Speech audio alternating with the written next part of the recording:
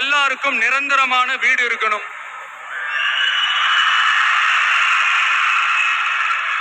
ஒவ்வொரு வீட்டுக்கும் ஒரு மோட்டார் சைக்கிள் வாகனம் உறுதியா இருக்கணும். காரும் தான் லட்சியம்.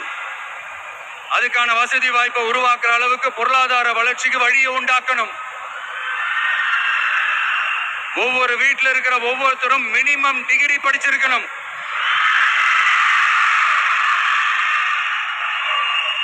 ஒவ்வொரு வீட்லயும் குறைந்தபட்சம் ஒருத்தருக்கு நிரந்தர வருமானம் கிடைக்கணும். அதுக்கான வேலை வாய்ப்பை உருவாக்கணும்.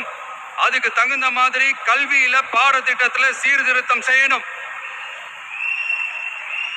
கவர்மெண்ட் ஹாஸ்பிட்டல்ஸுக்கு மக்கள் எல்லாரும் பயம் இல்லாம நம்பி போற மாதிரி மாத்தணும்.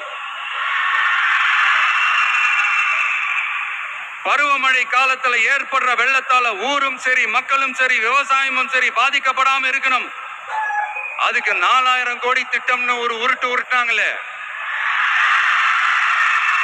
அந்த மாதிரி எல்லாம் எதுவும் இல்லாம உண்மையான ஒரு பாதுகாப்பு திட்டத்தை உருவாக்கணும்.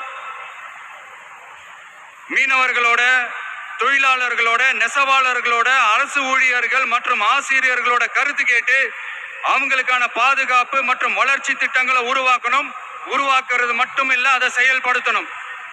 முக்கியமா இண்டஸ்ட்ரியல் டெவலப்மெண்ட்ஸ்ல கான்சென்ட்ரேட் பண்ணணும். எல்லாத்தையும் விட ரொம்ப ரொம்ப முக்கியம், சட்டம் ஒழுங்க ரொம்ப ஸ்ட்ரிக்டா வச்சிருக்கணும்.